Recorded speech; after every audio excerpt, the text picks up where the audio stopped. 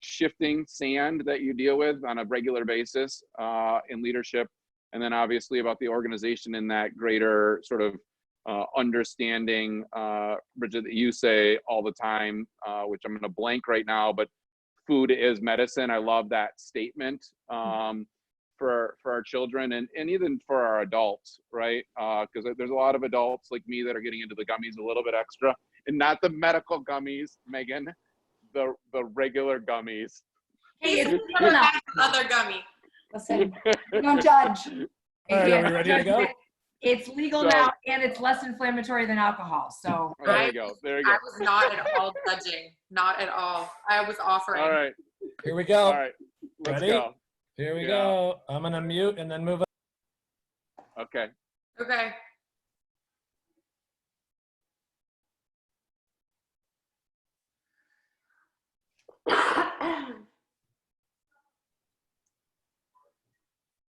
I think we're there. I think we're going to be there, or it's going to show up in a hot second. Give it a second. Oh, Andy's putting us live. I can see it now. There we are. We're live. Hi. Hey, this is awesome. I got like the screen has got 4 people on it. I like the balance of the 4 people now on my screen, Megan. I know. It's a very little different. I like it. I like it. So I'm Steve Oakers. This is Leadership Conversations with myself and also Miss Megan.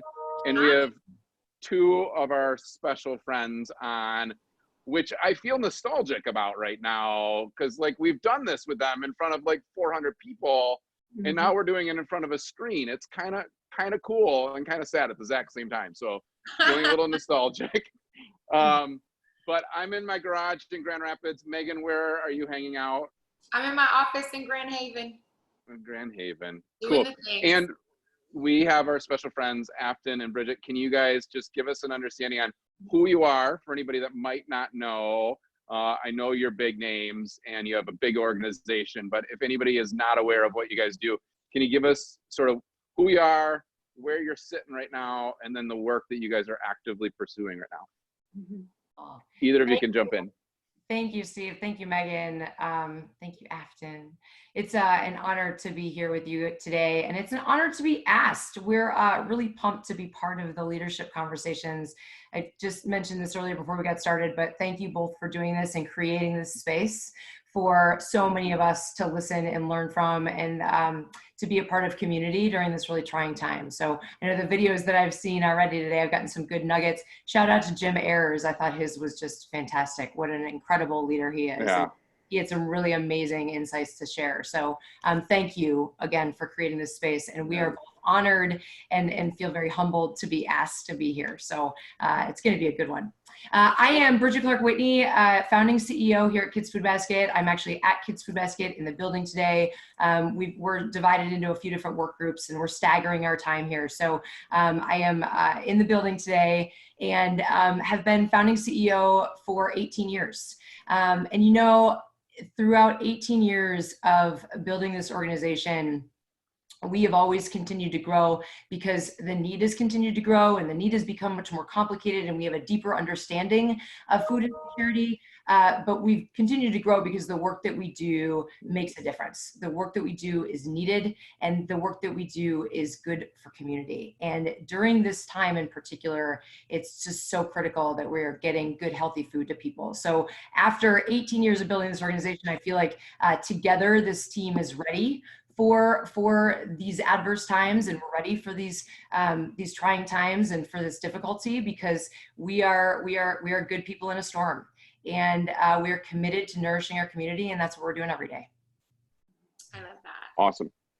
And Bridget, can you give us your role specifically? Because I love Megan and I know the difference in how you 2 operate so well together, but the rest of the world doesn't know Afton, but has such a central part. So can you give us your component, and then we'll ask Afton to give her component. Yes, thank you for saying that too, because it gives me an opportunity to brag about her a little bit. And I appreciate any opportunity to do that. So founding CEO, I have been a part of Kids Food Basket pretty much since its inception. I was a senior in college, and Afton joined our team 8 8.5 years ago. We have been together for the past 8 years, and it's been extraordinary. And a couple of years ago, we moved into a dynamic of CEO and COO, and now are working in the EOS platform, the Entrepreneurial Operating System. And so that even allows us more, I think, transparency and fluidity with the kind of work that we do and what happens within our roles, which is really awesome. But it has allowed us as CEO and COO to work in our sweet spots, right, and what we do best. And so I think that partnership that we've created, both through these titles and also through EOS and through just a deep understanding of how well we work together and where our shared strengths are, has taken this organization both to new levels, but also has gotten us prepared for a time like this. So I really feel honored and privileged to work with and alongside of Afton every day. She is, I tell her all the time, the best leader I have ever known, and just a remarkable human being. And we both feel like this is we are in deep alignment right now with what the world needs from us and what we can bring and our skill sets to make sure that our community gets nourished. So with that, I'll pop it over to you. Afton, I know you're having internet difficulties, but I think we're going to be good, because I keep on saying that every time we jump onto these things, and for some reason we end up saying, wow, we made it. So Yes. I think we're going to be fine. And if Grandpa and Grandma show up and want to say hi, we'll be okay. We'll be okay with it. So. Yes, so that's a good segue, Steve. I am not at Kids Food Basket right now. I am an 18-year cancer survivor and have dealt with some immune compromisation issues this year. So I am a part of our Killing It from Confinement team at Kids Food Basket. I love it. And I'm also living with my parents at age 37.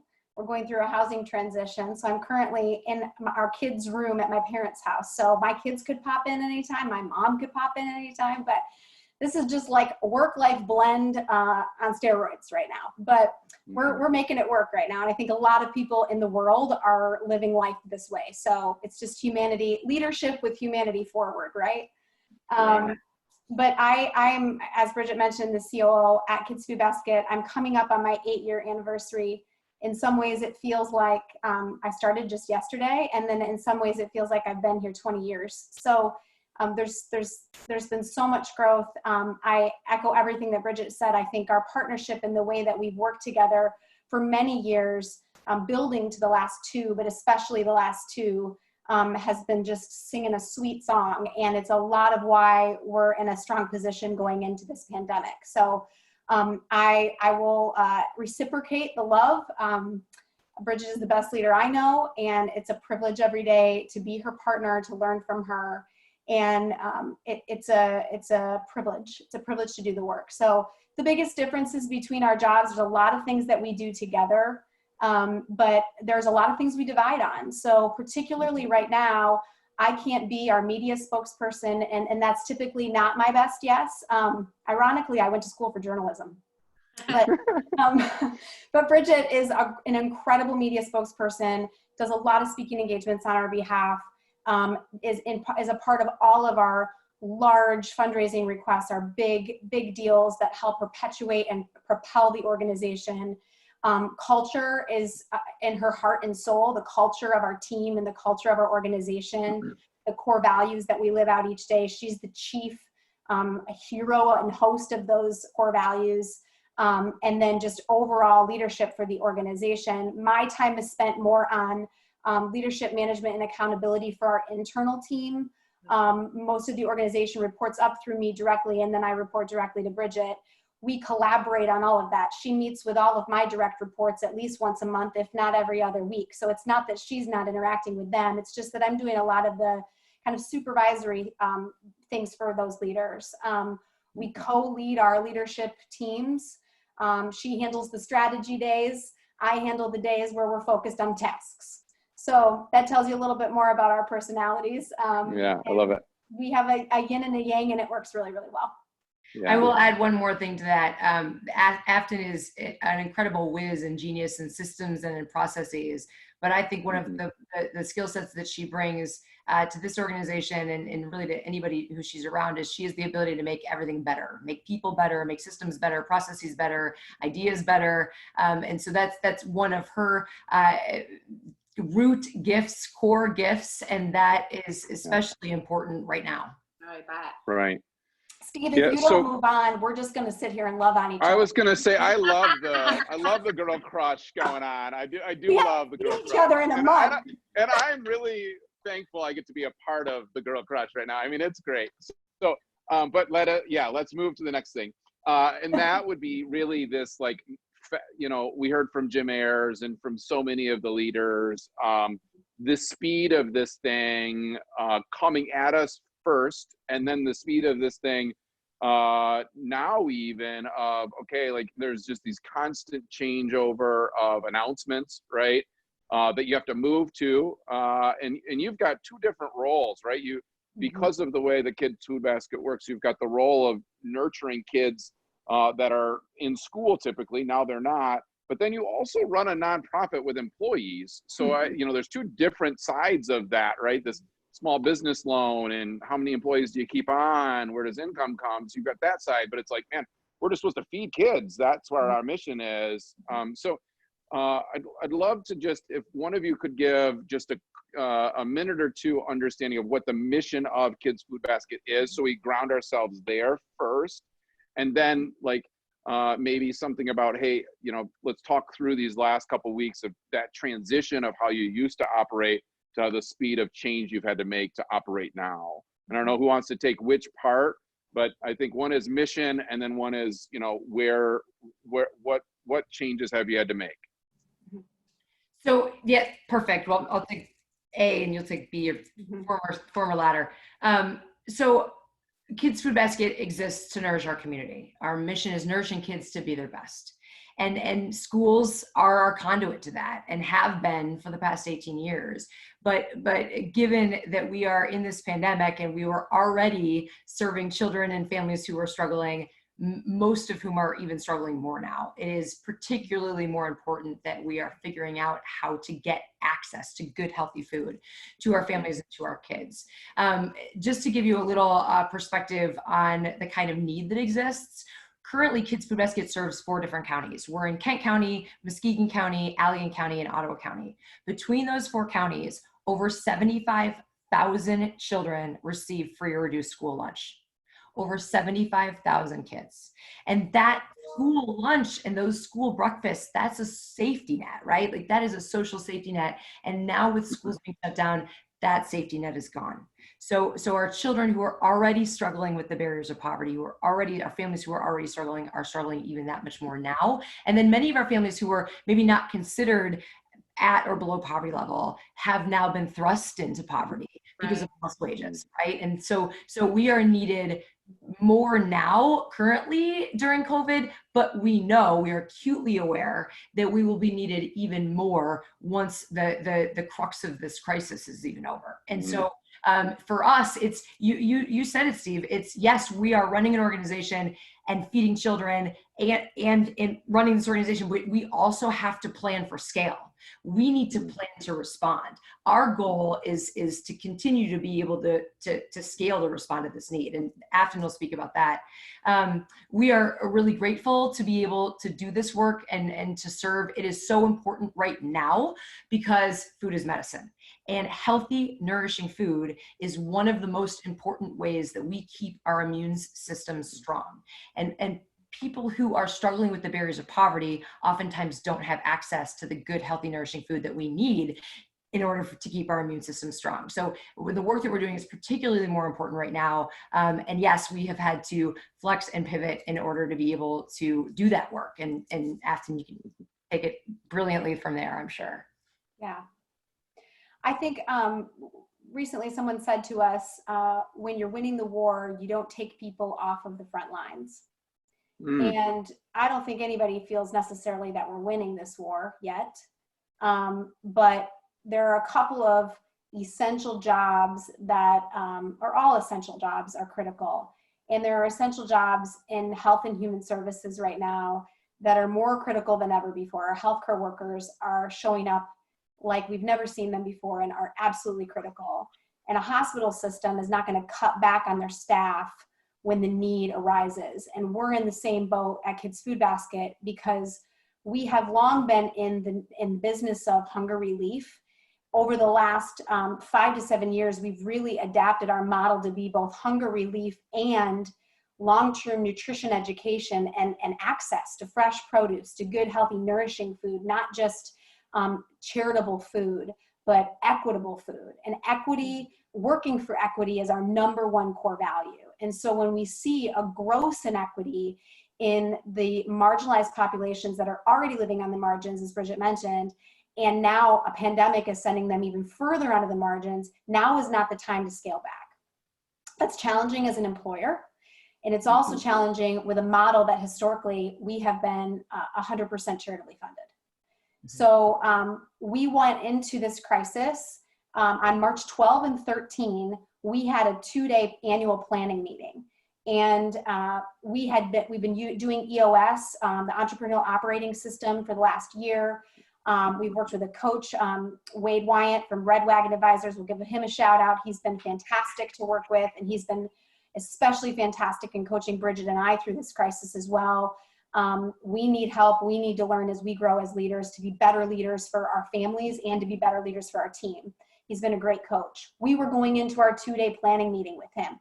We had a whole strategic plan. We had our priorities for the next year.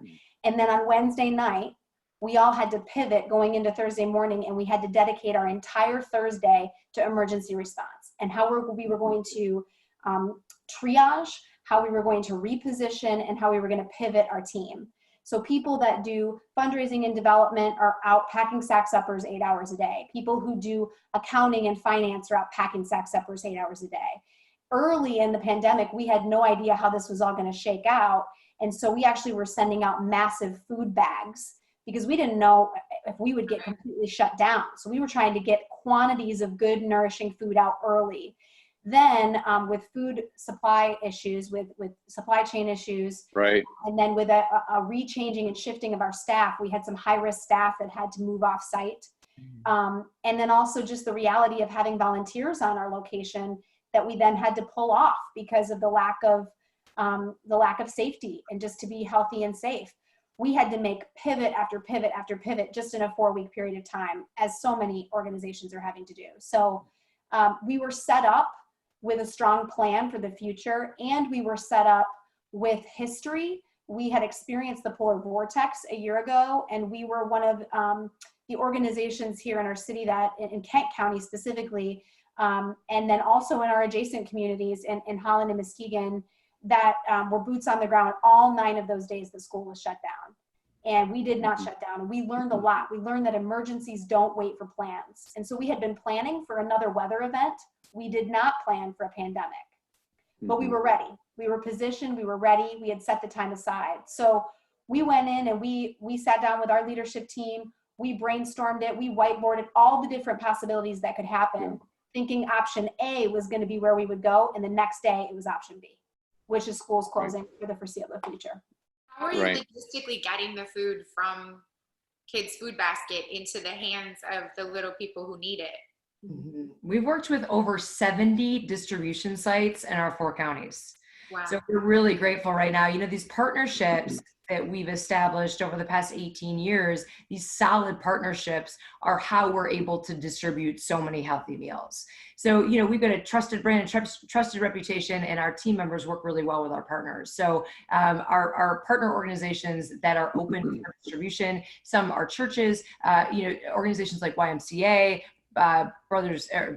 Boys and Girls Club, organizations like that are open, that kids can easily access, families can easily walk to, organizations that are already in the same neighborhoods of the schools that we're serving, and then the schools that we're serving that are providing a lunch or a breakfast and a lunch through their food service program a couple days a week. So we're able to distribute that way as well. But you know, ultimately it's been these incredible partnerships, and we're in week 5, have worked with over 70 different partner organizations.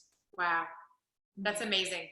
Yeah, can you give us that process for the, I mean, some of us have been to your location and understand what it is to pack, you know, pretzels and stuff and carrots, and you actually get hungry when you're packing and you feel bad if you want to munch. So you're like, this is a kid's cracker, I can't take it from them. But can you give us an understanding of now how that process is working from the, you know, hey, how are you even getting food, right? So food is a supply that is, you know, should be plentiful, but isn't all of a sudden, it feels like, right? Or the foods that you might want to go and grab that you're used to aren't there as plentiful. From receiving food to packing to distributing, can you give us just that train so that people understand the logistics in that? And then also, I mean, I don't have any problem with you saying, hey, we still are struggling with this, or if there is a partner out there that can help us with this component in that supply chain, I'd love to hear about them as well, of where you could plug into or someone could plug into. Awesome. Do you want to take the first half of that and I'll take the second? Sure, absolutely. So we have modified our process about 3 times. Okay. The first plan we had was a team of three different teams, on-site teams. We started this process on Friday morning, asking people to self-identify. So this is Friday, I believe Friday the 13th, that was the joke. And we asked everybody to self-identify as high risk or not. And we let people know there's going to be plenty of work to be done off-site. And there has been so much work to be done off-site. And those that were not high risk, either underlying health conditions themselves or caring for a loved one with underlying health conditions or living with someone like that, they were boots on the ground. And we divided into 3 teams and we took a week at a time. And the thought actually was that these teams would work alongside of a group of dedicated volunteers who committed to 3 hours a day, 10 to 15 volunteers per group. So a total of upwards of 20 to 30 volunteers a day. And they were committed until this pandemic was over. So they'd show up every 3 weeks with that same team. So the exposure rate went down. So we divided between 3 teams. Quite quickly, a couple things happened. One, we assessed that our staff that were there for an entire week at a time, the burnout was really high, the physical labor.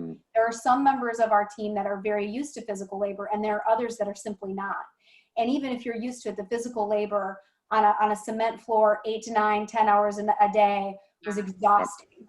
In addition to that, we made a really, really tough call after week 2 that we did not feel that it was safe to have volunteers on site anymore. We still felt that volunteers driving the meals, they could stay in their vehicles. Our team could load them up, masked and gloved, but they couldn't get out of their vehicle because of that cross exposure. We just felt that volunteers coming into the building was not safe for our staff and not safe for each other. The congregation total of 30 individuals a day was just too much. And that we were going off of the health department recommendations, the CDC recommendations, all of that. So we pivoted, and team 3 actually never came on in that model. That was Bridget's team, actually. We had a hard time, by the way, keeping her out of our building for two weeks. I mean, Kids Food Basket is her baby, but she did it. She honored it, which was amazing. I hung out outside a lot. I was like on the patio. She was outside in the windows like this. It was weird. Let me in. Yeah. Organizing parties of joy from the exterior. But then we pivoted to 2 teams, no volunteers, and an every other day model. And that's the model we're going to use for this foreseeable future. We found that people get a rest every other day. It's the same team. And the mentality there is that if a team is there, boots on the ground, packing meals, prepping, tearing down boxes, getting the food prepped and ready, and packing so that our drivers can deliver it to the end destinations, our partner organizations that Bridget referenced, that we can maintain our numbers of the requests for services that our partners are asking us for. There is far more need out there than we're actually fulfilling right now, and that's the challenge we're grappling with every single day. Bridget referenced the 75,000 number. We've served, by the end of this week, we'll be somewhere in the neighborhood of 130,000 meals in these 5 weeks. It's almost double. Well, it's 130,000 meals that we've provided with I thought we went to 130,000 people and was like, No, 130,000 meals. So that means 75,000 kids may have gotten that each 2 times in a 5-week period.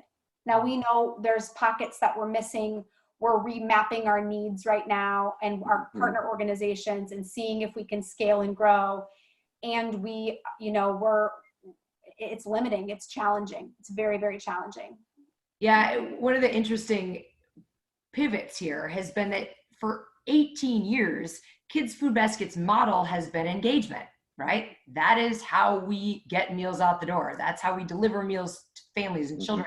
That is how we are continuing to scale our approach, is by more and more engagement. And the idea is that, we've got a building and we've got our lakeshore locations, and people come in shifts sometimes of only an hour, right? And 50, 60 people sometimes making meals, getting meals out the door. And so to shift now to virtual engagement, because we still absolutely do need that engagement, to having our set limited numbers of staff doing this certainly has decreased our ability to be able to provide that volume. At the same time, I think that we've been so strategic in how we are redeploying our staff and how we are staggering this to ensure that we can really reach, I think, our potential per day. And we are better than the day before every single day, working to figure out how we can continue to grow.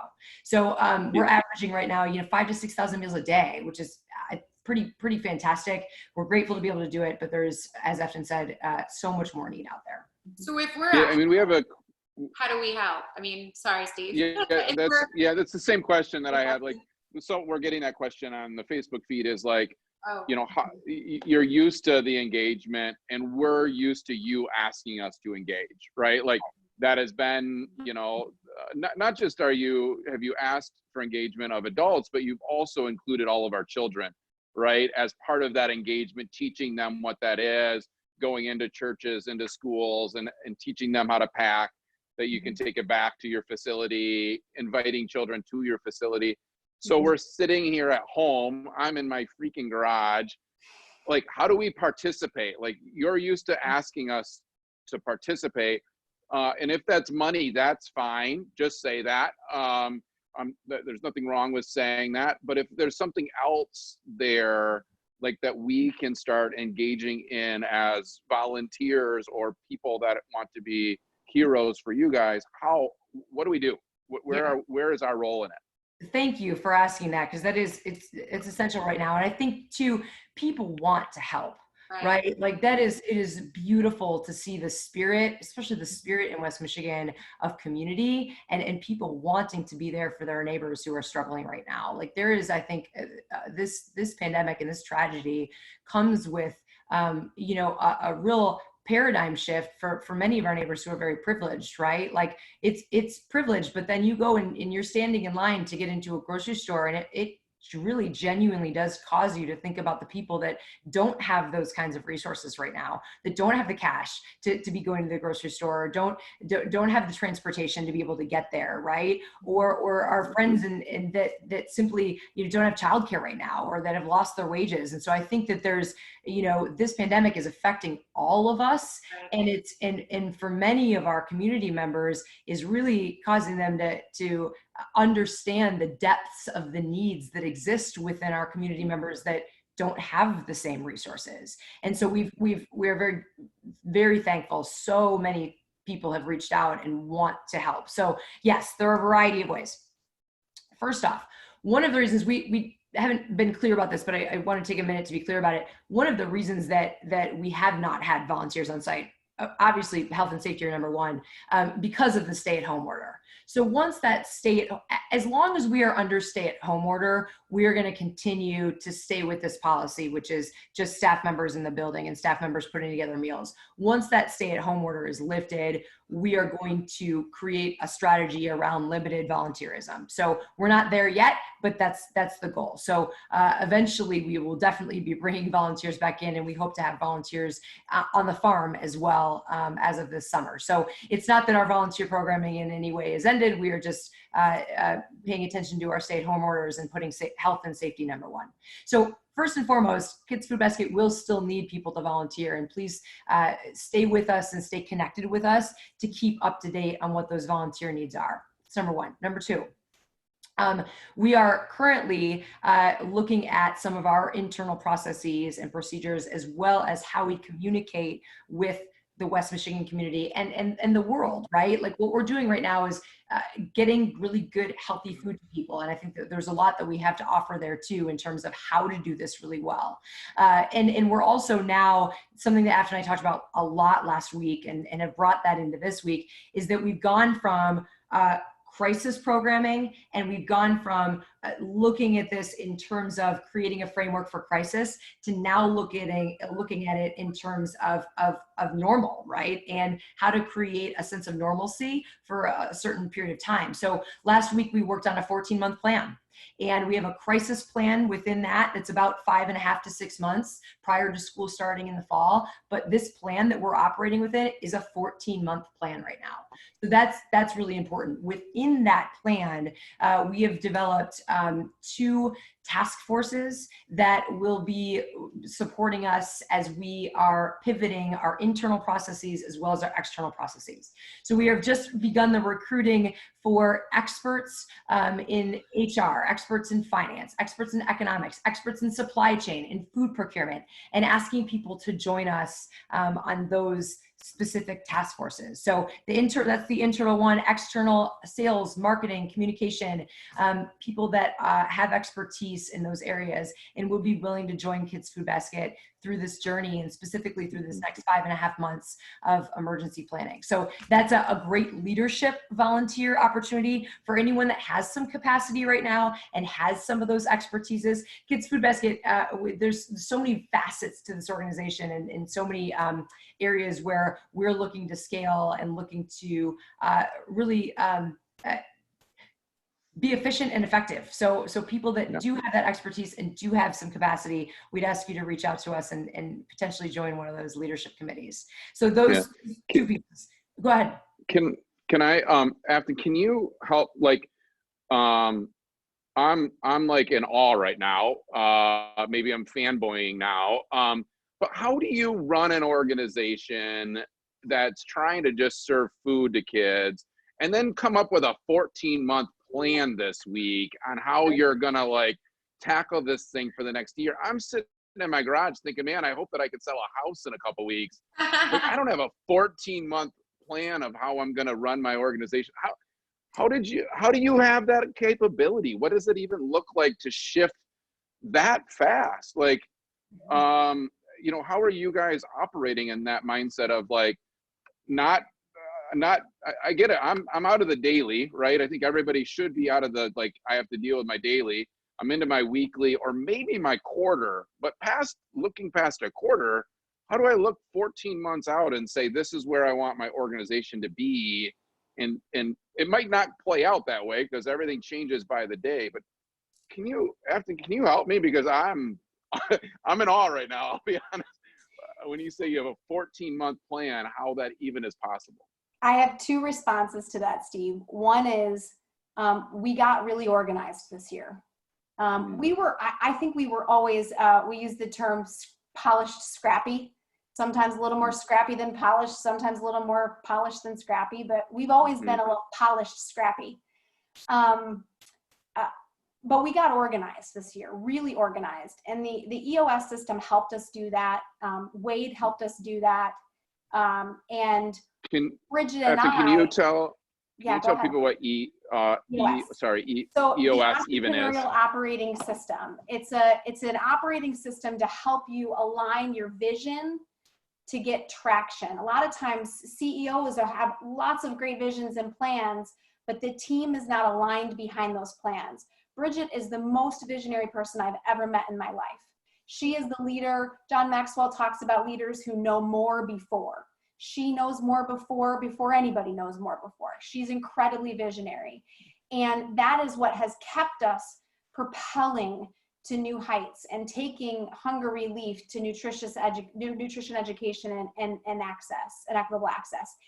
And it's great if you have a visionary it's not so great if you don't have a team that can execute all those visions. And so we've spent, especially the last 2 years, that's where she and I got really aligned in our roles, and we helped our leadership team get aligned, and we made it an unapologetic priority. Unapologetic priority, because like we said, emergencies don't wait for plans. And so we did get organized this year, and I'm grateful for that.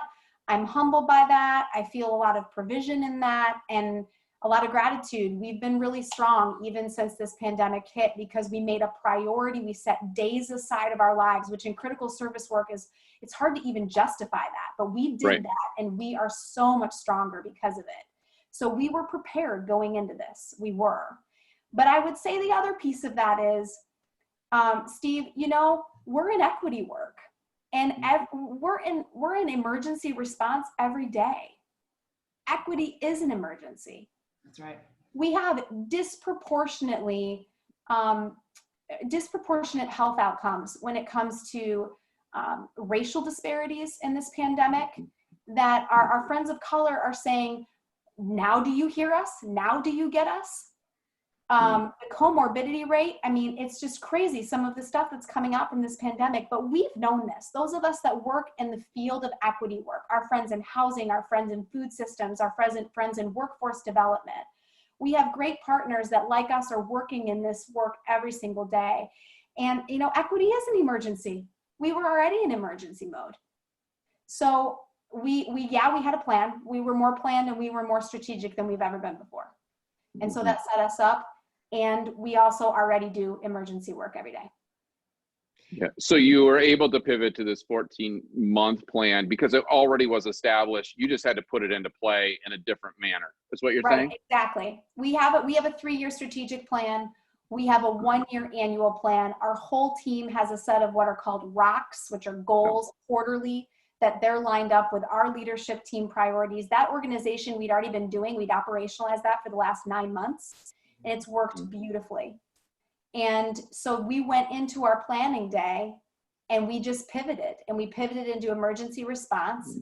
And then in the last 2 weeks, we've been able to pivot again and say, okay, now Will Osmond, who's our VP of programming, he's an expert in residence with us for the next 3 years. And he has talked about pre-COVID world and post-COVID world.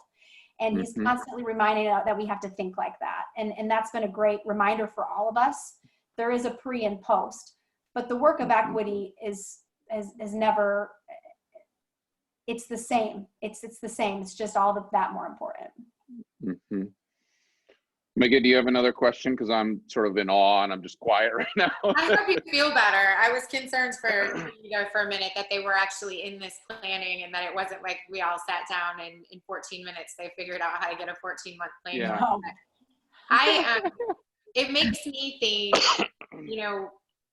why aren't we using grocery stores with big boxes to be able, right? Like my kids, I'm used to, we buy an extra bag of groceries every time, and then we take that to Love Inc., or we take it to our church, or we take it to, and it's been a weird space of like, I can't take that, right? It's shut down right now. And so I had the thought the other day, why couldn't we have at D&W or at, Meijer a box that meant that everybody who could buy a couple extra boxes of things that were healthy, nourishing food for kids, it's a difficult logistical. And then the thing on the news, so difficult to see farmers throwing food away because grocery stores aren't using it as fast, farm to table restaurants aren't using it as fast. I guess I just hope that there's some kind of collaboration that can happen in that space where we can continue to help, because then I think, well, is that bad? Because if I touch the box and I have COVID and I don't know that I have COVID, now am I taking that box and putting it into kids' food basket? It's just it's a difficult time to even help other than sending a check. You're right, Meghan, that you make a really good point. And you can't cheat a pandemic, right? You can't cheat it. You can beat Even I keep trying though, Bridget. We're trying really hard. We want to go over it, under it, around the side. We're being obedient. We just recently surrendered. It's the truth, isn't it? But here's the thing, we have to, one of our core values as an organization is that we are accountable to community, right? We are accountable to community, and we are, health and safety are absolutely number one. And so we don't ever want to ask our volunteers or ask our donors to go to the store for us. And we don't want to encourage people to go to the store. We hear our governor telling people, you know, the CDC and our health department are telling people, don't make unnecessary trips. Please don't leave your house if you don't have to. We don't want people to come to Kids Food Basket to drop off food. We appreciate the spirit, and the spirit in West Michigan is just, it's beautiful. At the same time, our goal right now collectively as a community is to stay safe and stay healthy. And so what we can do at Kids Food Basket, because we have such incredible relationships with our food suppliers and with our food vendors, we can use those dollars to have a greater buying power. So right now, truly, that is the best way to help your neighbors get healthy, nourishing food, is by making a contribution. So right now, every dollar that comes in is going into our emergency response. And we're able to use those dollars and get a greater buying power on them because of these 18-year relationships that we've made with our food suppliers, with our vendors, with our farmers. That's really important. Austin Rulofs, who many people know, who's one of our program directors here, he's just phenomenal when it comes to food supply and supply chain. He's working so hard to make sure that we are getting good, healthy food, that we are getting the most bang for our buck as possible, and that everyone who gives to Kids Food Basket, everyone who generously is giving of their monetary resources, that those dollars are stretched as far as possible. And every dollar, if you can imagine, every single dollar means a healthy meal for one of your neighbors who's really struggling right now, right? And so that's as simple as that. I'm grateful for that work. Yeah, can you we heard this when we interviewed you a couple years ago, but can one of you share your core values? Because I think that you've touched on some of them, right? Of equity and food, and but I think it would be helpful, because I think that was some of the stuff we learned from Jim as well at Amway, right? Like, their core values meant that when this came about, Bridget's husband and many at Amway went to making hand sanitizer, and instead of worrying about giving that out to thousands of people through their whole organization to maybe make some money on it, they gave it to you and to nonprofits and to the hospitals. Like, so core values led that decision for Jim, which I'm sure the core values are leading your decisions now, which is what we've heard. But can you share what those tenets are? Because I think that as leaders, we might get lax often on, like, what was my core values a couple of years ago? And I don't even have them written anywhere anymore. I hope someone just knows who I am and understands my values, right? Like, can you give us what those are and why they're so central to being able to have a 14-month plan, or who you guys are as an entity? Bridget, do you want me to frame this and then you share the values? Sure, we can bounce back and forth on them. Back and forth. Let's do the balance. Yeah. So Steve, what you're referring to 3 years ago were our principles, which there were, I think, 12 or 13. Yeah. We don't recommend 12 to 13 core values. Yeah, it was a little overwhelming. It was a little overwhelming. So we don't need it. Yeah. But you know what? Can They you were get to the so basic ones. They were so important, and they still reside in the background of everything we do. When we onboard new staff members, we still train them on our guiding principles.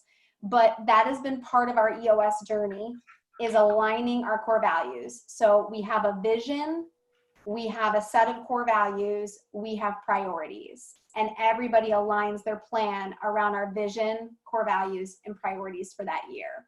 And our leadership team worked together. It's coming up on a year ago. It was this really awesome 2 days in July where we really tightened these up. And so we have 5 core values now that any member of our team can recite, and we give each other kudos based on those core values. We have core values awards. We're still working on how to implement them because they're only nine months in, but they are certainly showing up in how we're living out our, how we care for our team and how we care for our community in this time. So, Bridget. Yeah. I want to start with one that we've said a couple times that I think the past 5 weeks we've put capacity into this in every single meeting, and that's one of them, better than the day before. It is a core of who we are. It's a part of every meeting. It's a part of every conversation. And particularly right now, it's around these pivots and around how we navigate through some of these new barriers, right? How are we better than the day before? And our community needs that from us. The kids that we serve, the teachers who are concerned about their students, the families that we're serving, the families who need us that we're not yet serving, they need us to be better than the day before. And that's, it's part of who we are. This is our role. And I just was sharing with our team last night through a video, like, this has never happened in the history of humanity, right? Like, this is brand new for all of us. And our team members are doing this work at this time. And our team members have been handpicked to be a part of this work at this really difficult and special time. And so it is our job, it's our role to always be better than the day before, because that's what our community needs from us. But it's also for each other too. It's also, how do we be better for one another as we navigate through these difficult times? And that's a huge core value that I think we're always reminding each other. And then we celebrate it, right? We celebrate it. When we make a decision or make a pivot or change something that's better than the day before, calling that out, recognizing it, recognizing the people who are behind that, and really, inspiring one another to constantly be using that lens. Is there another one? No, is there more? Yeah, There's five. Yeah. Oh, We can be I'm sorry, short. I'm ADD. I'm jumping. Sorry, that's just my brain. You're fine. Go ahead, Steve. If you have a question about that one, take it away. No, I think in that one, it brought up the personal side of this for each of you.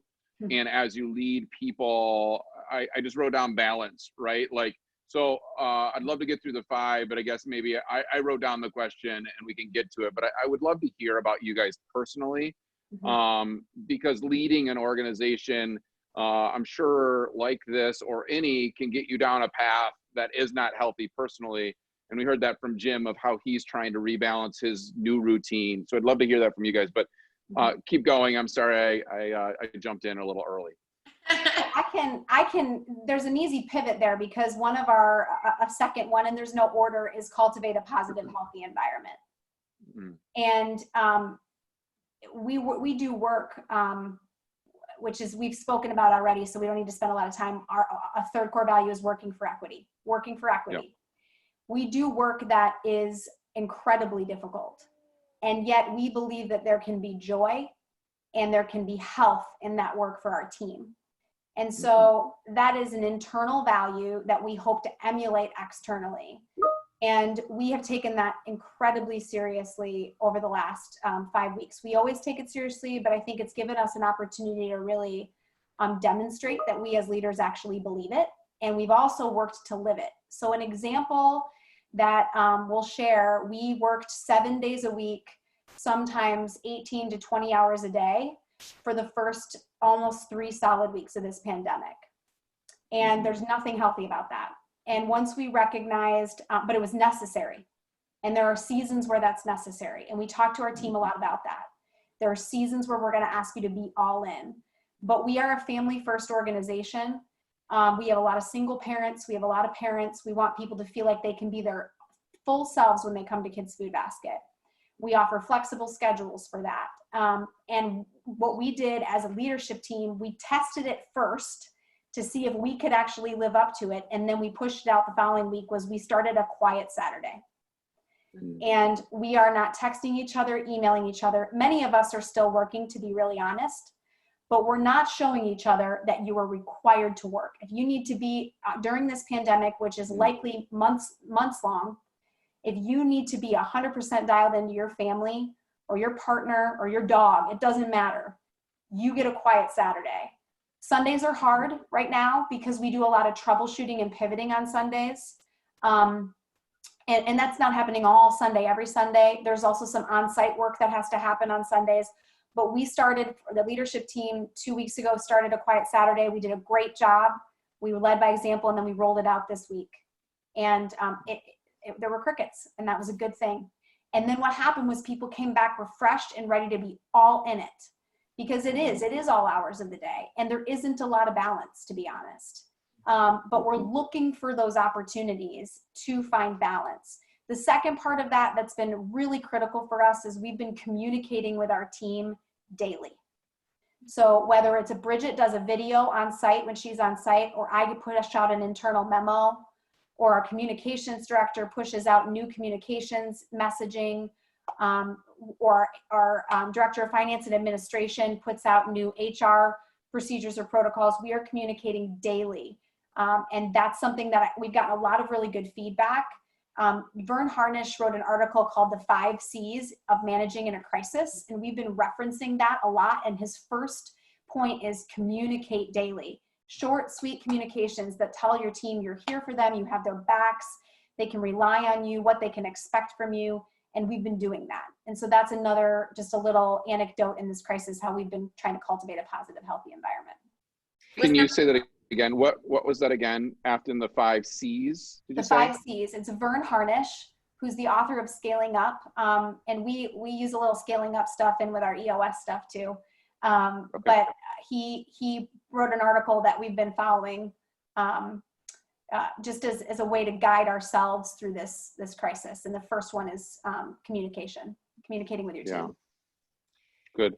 Social service work is hard, right? It's never meant to be easy, and it's hard, and people that can easily get pulled into some of the darkness around the need that exists. And so we've, I think, been very intentional about the positive, that we are looking at things through a positive lens, that this is reality and that we're going to get through it together. We keep talking about that. Take care of yourselves, take care of each other, take care of yourself, take care of each other. Just yesterday, we had one team member that sent Uber Eats a pint of ice cream to another team member because they're in isolation and they were really struggling with some mental health because they're alone and they miss their team and they miss being here. And so it's those positive things. Our leadership team, not everybody, but several people have pandemic crisis nicknames, right? Afton is the general.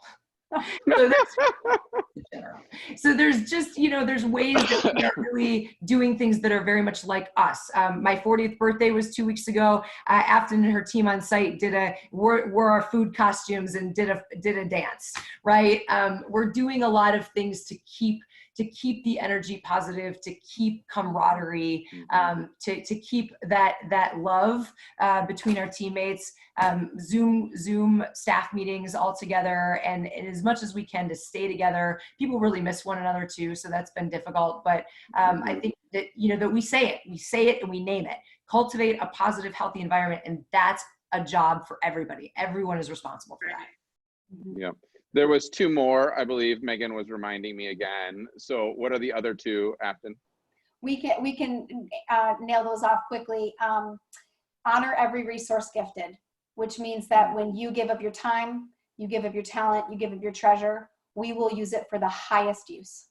You don't take it for granted. People give sacrificially to Kids Food Basket, and we promise you, we are taking deep looks at how we spend our money and making sure that we're using it to the highest use. And that's not something we just started doing. That's something we've been committed to.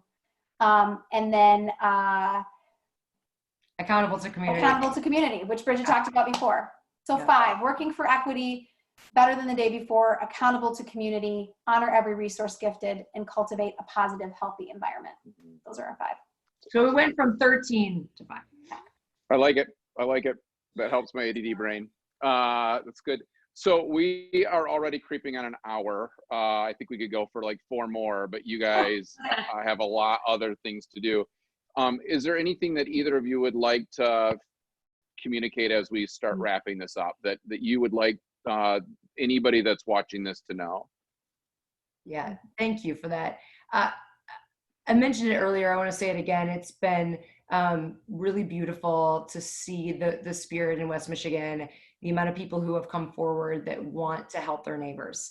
And I think our collective health as a community depends on our ability to care for our most vulnerable citizens.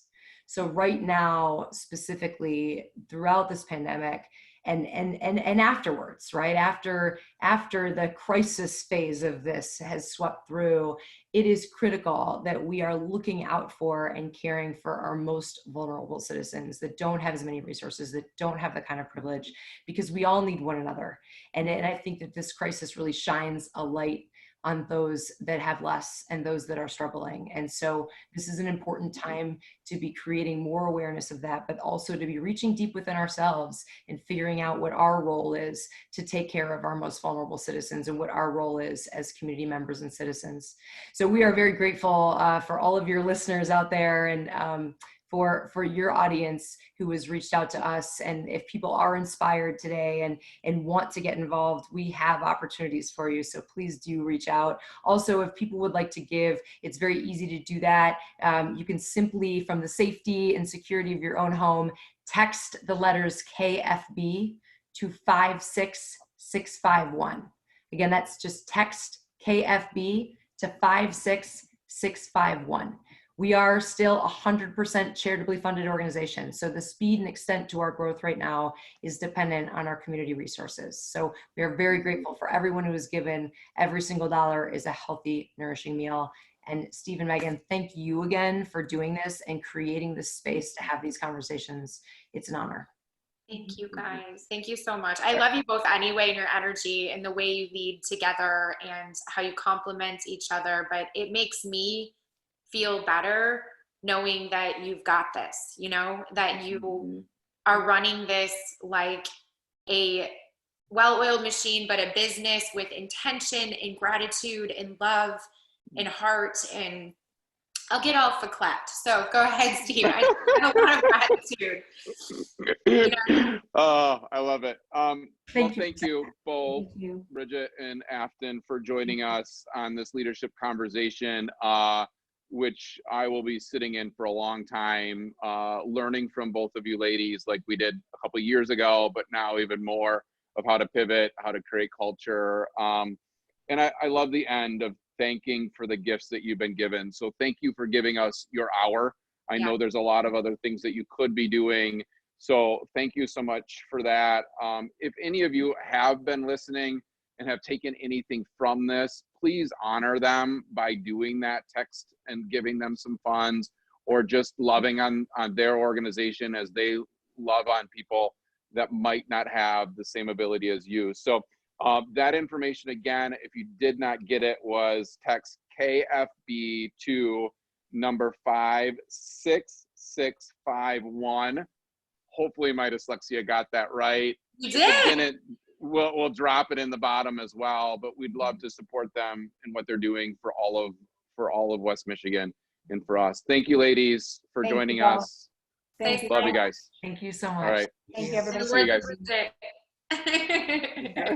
Yes, thank you. Thank you. All right. See you guys. Bye.